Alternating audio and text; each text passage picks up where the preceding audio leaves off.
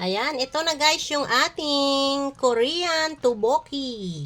Ayan, kainan na guys. Ayan yung ating finished product na tteokbokki. O, diba? Yummy, yummy. Yan po yung aking version ng tteokbokki. Okay, thank you for watching. Hi guys! For today's vlog, magluluto po ako ng simple tteokbokki. Isa sa mga pinaka-famous na Korean street foods. Okay, itry natin magluto. Ayan, meron akong gochujang. Ay, gochujang. Isang hindi maanghang, saka maanghang. Siyempre, meron tayong sugar. Meron tayong quick melt na cheese. Saka meron tayong chili powder.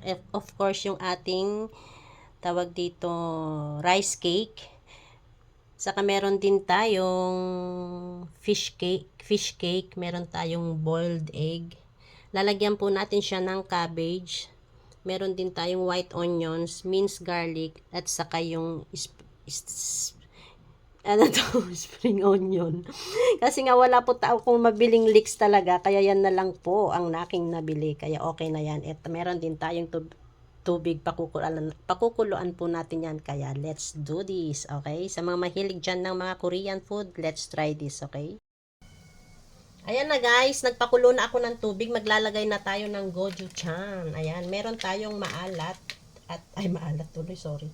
Meron tayong hindi maanghang at saka maanghang. Hindi natin siya gaanong lagyan ng anghang para makakain si Habi kasi di siya gaanong mahilig. Ano ba to? Di siya gaanong mahilig sa maanghang. Ayan. Maglalagay na tayo.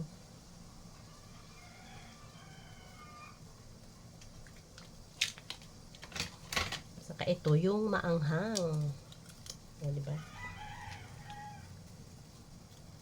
Kayo guys, nakapag-try na ba kayo magluto ng ganito? Ito, nakapagluto na ako nito guys. Pinaulit lang ng anak ko kasi gusto niyang magbaon. Ayan, haluin natin. Tapos maglalagay tayo ng maanghang talaga siya. Maglalagay tayo ng chili powder. Korean chili powder din to. Maglagay muna ako ng konti kasi baka mamaya masobrahan ng anghang. Ayan. Naglagay ako ng chili powder. And of course, maglalagay din tayo ng sugar.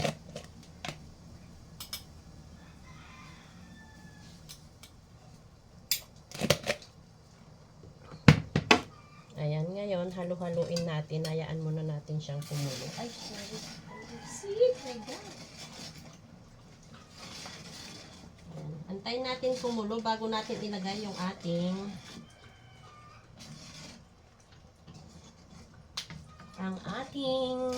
rice cake. Wait natin kumulo guys ha. Ayan guys, kumulo na siya. Magdadagdag ako nitong gochujang. Ano ba to? Basta tong paste na to, bahala na nga siya dyan. Ayan, magdagdag tayo ng konti. Ayan, kumukulo na siya. Pwede na natin ilagay ngayon yung ating minced garlic.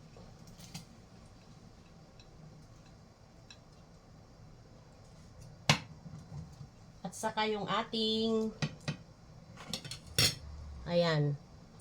rice cake. Lalagay na natin yung ating rice cake.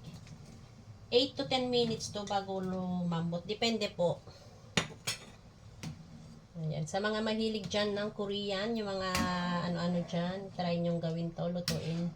Napakadali lang. Kaso lang yung lahat naman ng ingredients nito guys is nabibili sa Korean restaurants. Okay?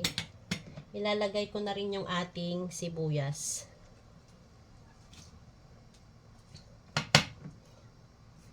Para lumasa. Ayan, antayin ulit natin siyang kumulo guys. Wait lang natin kumulo guys ha. Ayan na guys, kumulo na. Pwede na natin ilagay ngayon yung ating fish cake. Ayan, yummy yummy na guys. Sa mga mahilig dyan ng tteokbokki.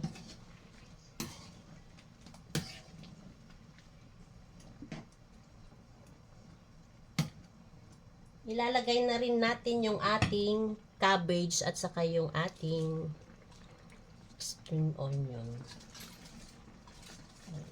Para pampaganda lang ng kulay, guys. Para may berde-berde siya. Wala kasing leaves. Ayan. Yung anak kong babae, ito nagpaluto nito. Ayan, guys. Antayin lang natin, medyo mabawasan yung kanyang sabaw at luto na ito. Diba? Kanina lang namin yung binili, guys. Naisipan lang niya na sabi niya magtuboki daw kami. Tuboki. Magluto daw ng tuboki.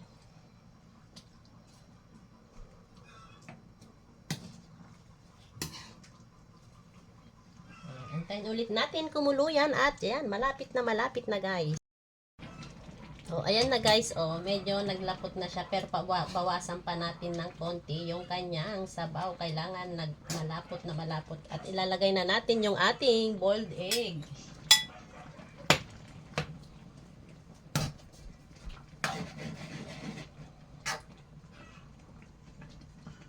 Patuyuin lang natin guys ng konti tapos lalagyan na natin siya ng cheese. Okay? Ayan guys, nakalimutan ko sabihin, maglalagay tayo ng konting sesame oil.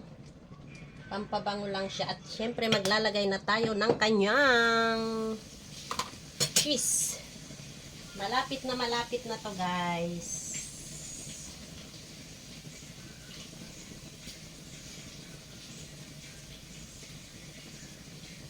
Ay, masyadong malambot yung kanyang cheese dahil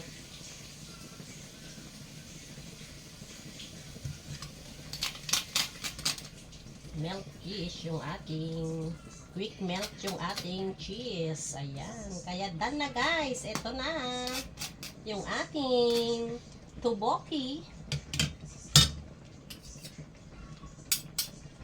Ayan. Luto na po guys. Ayan. Ipapakita ko lang sa inyo.